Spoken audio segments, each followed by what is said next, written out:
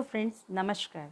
I am doctor Seema Rathore Pancholi and welcome back to my YouTube channel doctor Seema's homeopathy and yoga. मेरे इस video में मैं आपको साइटिका के बारे में जानकारी दूंगी। इसके होने की क्या वजह हैं, इसके लक्षण क्या हैं और इसका होम्योपैथिक ट्रीटमेंट क्या है। साथ ही योगासन और डाइट के द्वारा आप इस समस्या से कैसे छुटकारा पा सकते हैं, ये भी बताऊँगी। तो दोस्तों, शुरू करते हैं साइटिका। साइटिका साइटिक नर्व में पेन की कंडीशन जो होती है उसे हम साइटिका कहते हैं। साइटिक नर्व, यह नर्व लंबोसेक्रुअल रीजन में L4, L5, S1, S2 और S3 नर्व रूट से अराइज होती है।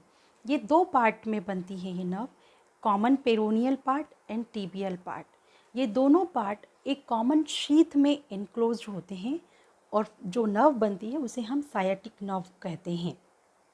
ये नर्व जो होती है ये कमर से होते हुए, बटक्स से होते हुए, पैर के पिछले हिस्से से, थाइस के पोस्टीरियर पार्ट से होते हुए एड़ी तक जाती हैं। अगर किसी वजह से इस नर्व में कंप्रेस होती है या प्रेशर पड़ता है कोई वजह से, तो इसमें एक शूटिंग शार्प पेन होता है, जैसा बिजली की चमक चलती है, इतना तेज़ दर्द होता है। इसे हम साइटिका कहते हैं। अब मैं आपको बताऊंगी कि ये नर्व में कहाँ कहाँ कंप्रेस होने के चांसेस होते हैं और क्यों होते हैं। तो first is disc bulge.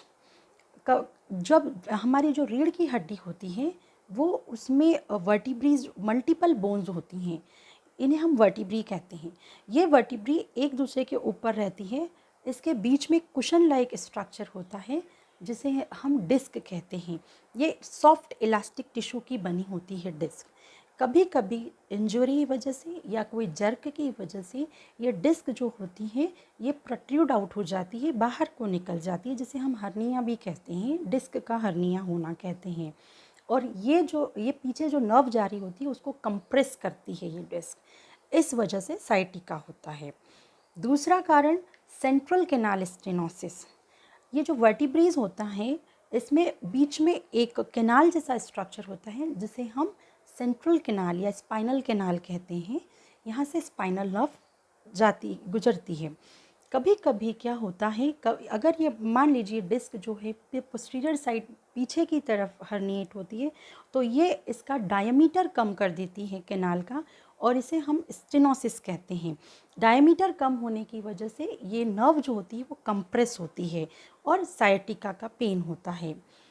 Next होता है फोरामिनल कैनाल स्टेनोसिस। दो वर्टिब्रीज के साइड में दोनों तरफ से एक नर्व जो होती है वो लेफ्ट पैर को जाती है और एक नर्व जो होती है वो राइट पैर को जाती है। अगर किसी वजह से इन वर्टिब्रीज के बीच में जो स्पेस होता है जहाँ से ये नर्व गुजरती है इसे हम फोरामिनल कैनाल कहते हैं। इस फोरामिनल कैनाल में अगर दो वर्टिब्री के बीच में अगर डिस्क का कुशन कम हो जाता है, ये कुशन लेग जो स्ट्रक्चर है अगर ये कम हो जाता है तो उस वजह से ये फोरामिनल कैनाल जो होती है उसका भी डायमीटर कम हो जाता है और इस वजह से ये नर्व कंप्रेस होती है। अगर राइट साइटिक नर्व कंप्रेस होती है तो राइट पैर में पेन रहेगा। अगर लेफ़्ट नर्व जो होती है वो कंप्रेस होती है तो लेफ़्ट वाले पैर में पेन रहेगा। तो दोस्तों, ये वजह थी कि आपके मेरुदंड में जो है रीढ़ की हड्डी में कहाँ कहाँ प्रॉब्लम आ सकती है और कंप्रेस हो सकती है साइटिक नर्व। एक और रीज़न होता है पेरिफॉर्मिस सिंड्रोम कहते हैं हम उसको। पेरिफॉर्मिस जो होती है एक मसल होती है जो बटक्स में होती है और इसका शेप वी शेप होता है। ये वी शेप मसल के बीच में से हमारी साइटिक नर्व होके गुजरती है जो बटक्स से होके नीचे थाइस की पोस्टीरियर पार्ट से होके एड़ी तक जाती है। कभी कभी ये वी शेप स्ट्रक्चर वाली जो मसल है ये रिजिड हो जाती है, कॉन्ट्रैक्ट हो जाती है, तो इस वजह से इसका ये जो स्पेस है वो कम हो जाते हैं और ये नर्व को प्रेस करती है। इसे हम पेरिफॉर्मिस सिंड्रोम कहते हैं। इसके अलावा अगर रूमेटिज़म है, गाउट या गठिया का पेशेंट है, उसमें भी साइटिका का पेन हो सकता है। साथ ही अगर किसी को बहुत क्रॉनिक कॉन्स्टिपेशन कब्जियत होती है उन पेशेंट में भी ये पेन देखा गया है। इसके अलावा बहुत डैम्प वेदर में या गीले जगहों पे अगर कोई काम करते हैं लंबे समय तक, या भीग के आएँ और गीले उसमें आप बैठे रहे हैं, या डैम्प वेदर में बैठने का कोई काम है ठंडक वाली जगहों पे, ऐसे लोगों में सायाटिका का पेन एक कॉमन होता है। हर दर्द सायाटिका का पेन नहीं होता। सायाटिका का पेन कमर के निचले हिस्से से होते हुए, आपकी बटक्स से होते हुए, थाइस के पोस्टीरियर पार्ट से होके एड़ी तक जाता है। इसे सायाटिका पेन कहते हैं। इस खांसने से, छींकने से और मूवमेंट से ये पेन कभी कभी बढ़ जाता है। इसके अलावा पैर में शून्यता भी कभी कभी महसूस होती है और कभी कभी झुनझुनी जैसा आता है। तो सायाटिका का पेन ऐसे होता है। अब मैं आपको मेडिसिन्स के बारे में बताऊंगी कि आप कौन कौन सी होम्योपैथिक मेडिसिन्स ले सकते हैं जिससे आपको इस समस्या में काफ़ी आराम मिलेगा।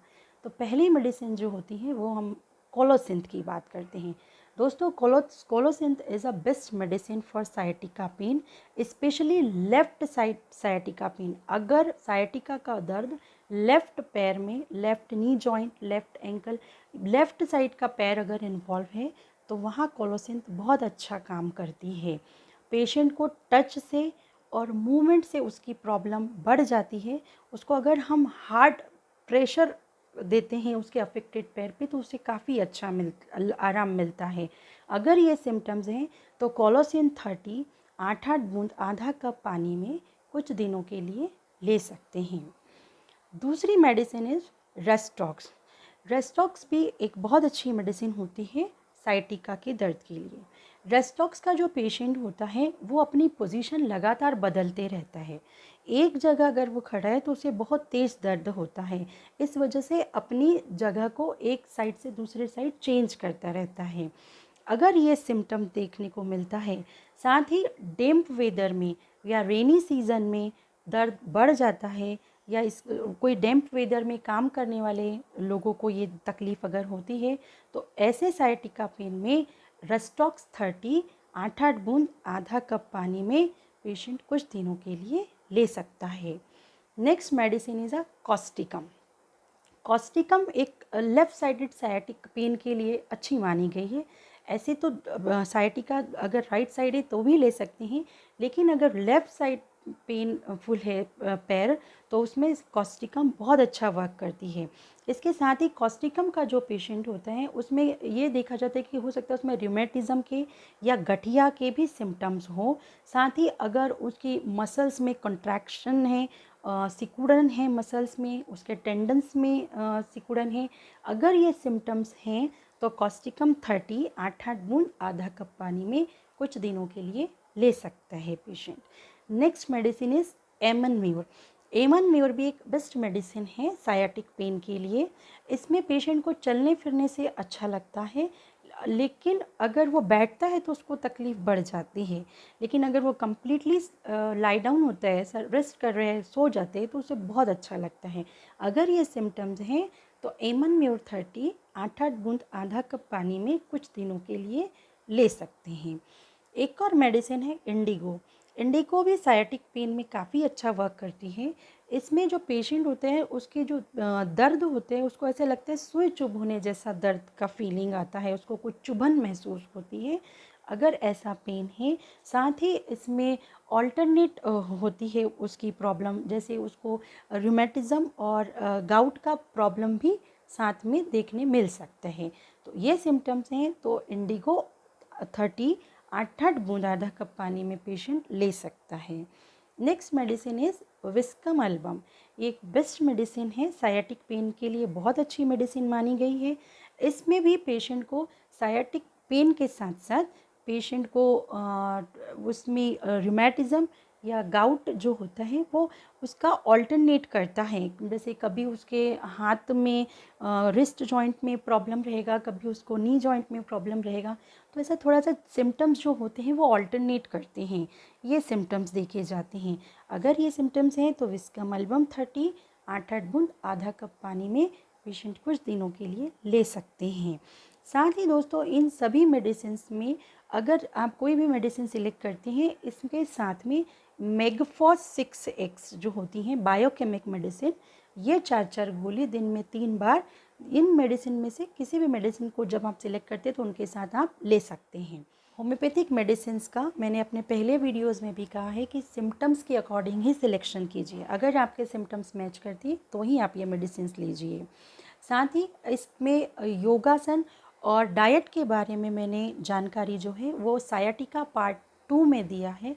तो आपको अगर इसके योगासन कौन से करना और कैसे करना है इस जानकारी को देखना चाहते हैं तो आप मेरे सायाटिका पार्ट 2 को ज़रूर देखिए।